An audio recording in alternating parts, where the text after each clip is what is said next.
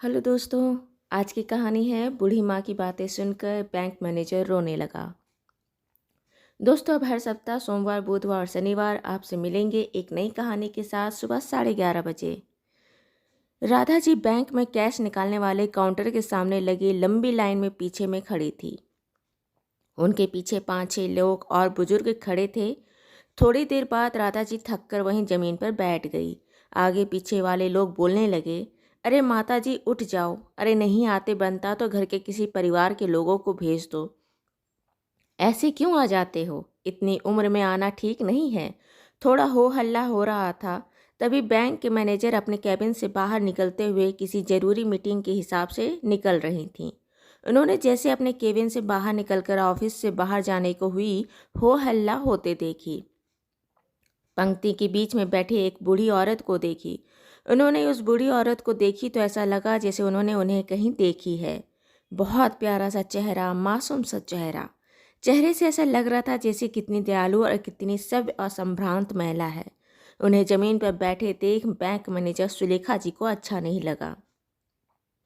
मन ही मन सोचे कि उम्र के एक पड़ाव कैसा आता है जो जिंदगी अपने दम पर, अपने पैरों पर, अपने दम पर, किसी के बिना एक बात सुने सब कुछ अपने दम पर जीता है। वह बुढ़ापे के एक उम्र में 4 बातें सुन ही लेता है। वह आई, राधा जी को बोली कि माँ जी आप यहाँ क्यों बैठी हैं। राधा जी बोली कि बेटा पैसे निकालने हैं। सुलेखा जी बोली कि माँ जी सीनियर सिटीजन के लिए अलग काउंटर है, आप इस लाइन में क्यों खड़ी हैं। राधा जी बोली बेटा सीनियर सिटीजन के लाइन पर ही तो हूँ, बस शायद मैं गलत समय पर आ गई हूँ। पेंशन आने का समय है ना, इसलिए सीनियर सिटीजन के पंक्ति में भी बहुत लंबी लाइन है। मैं यहीं बहुत देर से खड़ी हूँ, थक गई हूँ इसलिए बैठ गई।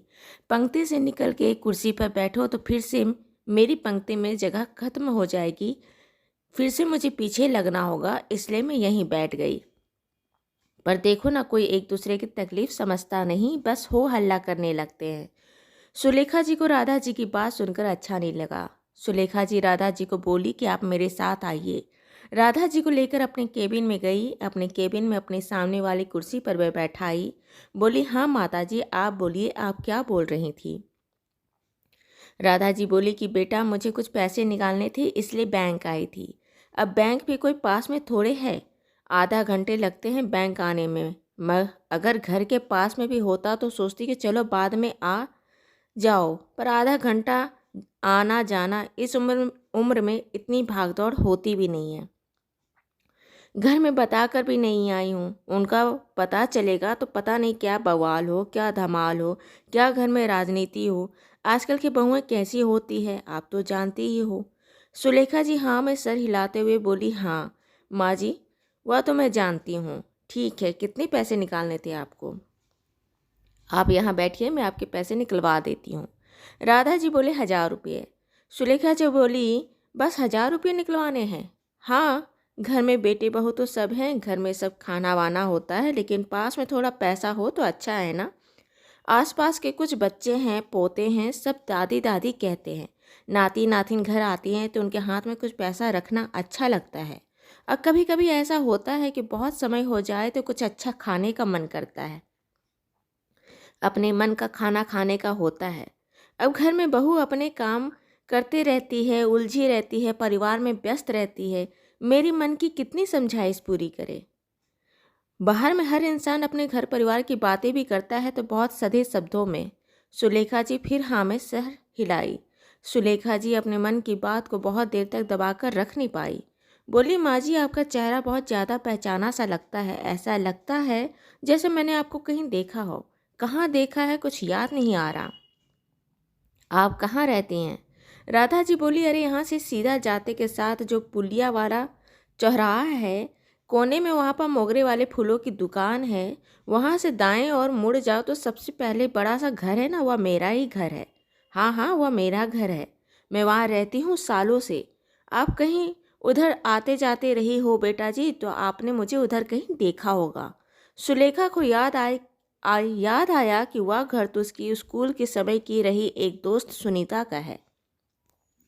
वह खुशी से बोलने वाली थी कि अरे वह घर सुनीता का, लेकिन वह बोलते बोलते रह गई, क्योंकि कुछ समय पहले वो अपनी बहू का अपने घर वालों की बातों को बहुत ही सीधी और सरल लफ्ज़ों में, अच्छे लफ्ज़ों में कही थी, लेकिन कहीं न कहीं उनके शब्दों में एक शिकायत झलक रही थी। सुलेखा जी खुद को संभालते हुए बोली, अच्छा अच्छा हुआ घर, तो माँ जी आपको फिर यहाँ आने की क्यों ज़रूरत पड़ी? आप अपने बेटे या किसी को भी भेज देती, पैसा निकल जाता। या तो 1000 रुपया कोई बहुत बड़ी रकम नहीं है, आप अपने घर वालों से ही अपने बेटे से भी ले सकती हैं। राधा जी बोली कि अब छोटी छोटी बातों के लिए बेटों को क्या बोलना, वह खुद अपने घर गृहस्थी परिवार में फंसे रहते हैं। अगर बैंक में मेरे पति का रेखा रखा थोड़ा बहुत पैसा है तो सोचती हूँ कि जब थोड़ा बहुत ज़रूरत हो तो उसी को निकाल लो। सुलेखा जी फिर बोली कि तो फिर आपको आने की क्या ज़रूरत थी, बेटों को ही भेज देती या अपने पोतों नाती को भेज देती। राधा जी इस बार पता नहीं झूठ नहीं बोल पाई। बोली कि उनकी माँ को पसंद नहीं कि मैं उनके बच्चे मेरा काम करे। बेटा आपसे क्या झूठ बोलना, छोटा घर हो या बड़ा घर हो, अमीर घर हो या गरीब घर हो, हर घर में एक ही कहानी है। सास बहू की घर की राजनीति है, कहीं ज़्यादा है कहीं कम है, बस फ़र्क सिर्फ इतना है कि मेरा भरा पूरा परिवार है, साथ नाती पोते हैं, बेटा बहू है, खाने पीने की कोई कमी नहीं, पैसों की कमी नहीं है, लेकिन अपने मन का पसंद का खाना खाए दिन हो जाता है। एक बार मुंह खोलकर बोल नहीं पाती कि बहू आज यह मन कर रहा है कुछ बना दो, कहेगी आपको क्या है बैठे रहते हो, आपको क्या पता कि घर में कितना काम होता है, आपको क्या पता सामान कितना महंगा है, कमाया कैसे जाता है। जैसे हमने तो ज़िंदगी में कभी कमाया ही ना हो, हमने कभी परिवार चलाया ही ना हो, हमारे सास ससुर कभी रहे ही ना हो, हम भी तो परिवार में रहे थे, सास ससुर के बीच में रहे थे। हो सकता है हमारे सास ससुर को भी हमसे भी कोई शिकायत रही होगी, हमसे भी कुछ दिक्कत होगा, लेकिन खाने पीने के मामले में कभी उन्हें हमसे कोई शिकायत नहीं रही। उन्होंने जो कहा हमने बनाया। मेरी बहू कहती है कि बूढ़े हो गए हो, भगवान में मन रमाओ। बहू से सोचो कि कुछ मन की बात करे तो कहती है आपकी बात करने नहीं आता, कड़े और रुखा बोलते हो। अरे आज जो उसके लाडले पति हैं उसे ये बातों से और जवान आवाज़ से पाला है ना, मुंह बंद कर पड़े रहो, भगवान क्या जीवन है। सुलेखा जी राधा जी से बात करते करते राधा जी की परेशानियों का निवारण भी सोच रही थी। उन्होंने राधा जी के एटीएम कार्ड बनाने का आदेश अपने एम्प्लॉय को दिया और बैंक से सटे एटीएम पर उन्होंने राधा जी को पैसे निकालने का तरीका भी बताया। राधा जी के घर के पास में ही एक एटीएम था जिससे वह हाल के हाल अपने पास से पैसे निकाल सकती थी। साथ में राधा जी को उनके पर्सनल अधिकारों से भी अवगत कराई कि सरकार कहती है कि अगर आप बुजुर्ग हैं और आप बैंक या सरकारी दफ्तर तक आने में असमर्थ हैं तो सरकारी दफ्तर बैंक के अधिकारी आपके घर आएंगे। आप चाहो तो आप बस एक कॉल करें और आपके बैंक के अधिकारी आपके घर तक आएंगे। राधा जी सुलेखा को 1000 दुआएं देते हुए घर चली गई। साथ में बोली कि बेटी काश मेरी बहू भी तुम्हारी जैसी होती। राधा के जाने के बाद सुलेखा जी वहां पर बैठे बस सोचते रह गई। राधा जी को सुलेखा जी देखी थी अपनी दोस्त सुनीता जी की शादी में। उस समय राधा जी थोड़ी जवान कम उम्र की थी और गजब की सुंदर थी, बिल्कुल गोरी नारी, पतली दुबली और अमीर घराने की वजह से ऊपर से नीचे तक सोने के गहनों से लदी थी। अगर थोड़ी उनकी उम्र और कम कर दी जाती और उसके दुल्हन बनी दोस्त सुनीता के साथ खड़ा कर दिया जाता तो शायद कुछ लोग पहचान ही नहीं पाते कि दुल्हन कौन है। सुनीता उसके बचपन की दोस्त रही थी। वह दोनों बचपन की दूसरी क्लास से ग्रेजुएशन तक साथ रहे थे, साथ पढ़ाई की थी, हंसी थी, खेले थे। सुनीता बहुत अच्छी और सबल लड़की थी, हर चीज़ मुंह पर बोलती, समाज सुधारने का पाठ पढ़ाती, बूढ़ों बुजुर्गों का आदर करने का पाठ सिखाती, बच्चों को प्यार से सिखाती। उसको देखो तो ऐसा लगता है कि अच्छा इंसान कैसा होता है तो शायद ऐसा ही होता होगा। जब सुनीता की शादी हुई थी तो सुलेखा उसकी शादी में आई थी। दूसरे शहर में सुलेखा जी की नौकरी थी। अभी हाल में 2 महीना पहले ही यहाँ ट्रांसफ़र होकर आई थी और आते के साथ यहाँ जिम्मेदारी लेने के साथ इतनी फुर्सत नहीं थी कि अपनी पुरानी दोस्त सुनीता के घर आए। लिहाजा सुलेखा जी नहीं जानती थी कि सुलेखा उसकी बहू सुनीता की दोस्त है। सुनीता और सुलेखा के अक्सर फ़ोन पर बातें होती रहती।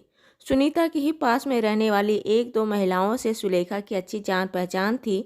सुलेखा को अक्सर उन पड़ोस की महिलाएं बताती थी कि सुनीता का अपनी कॉलोनी में कितना दबदबा है।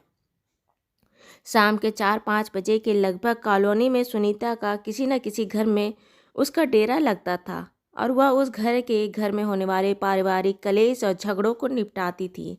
सुनकर सुलेखा का मन चौड़ा हो जाता था कि उसकी दोस्त कितनी अच्छी है। वह समाज में लोगों को समझा रही है, सिखा रही है, बड़े बुजुर्गों का इज्जत करना सिखा रही है, सबको अपनी जिम्मेदारी सिखा रही है।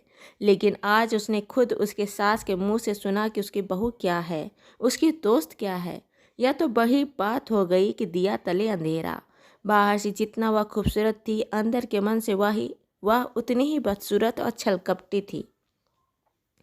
जिस सुनीता के नाम से उसे गर्व और घमंड होता था कि वह उसकी दोस्त है, आज उसे लेकर उसके मन में सिर्फ शिकायत और घृणा के अलावा कुछ नहीं था। साथ में आज उसे अपनी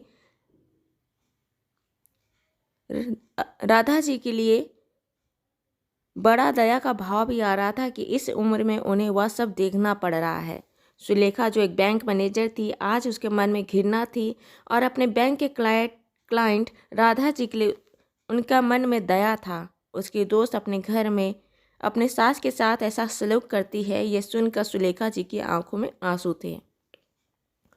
दोस्तों, ये कहानी आपको अच्छी लगी हो तो इसे लाइक करें, शेयर करें और सब्सक्राइब करें और मिलते हैं एक नई कहानी के साथ एक छोटे से ब्रेक के बाद। धन्यवाद।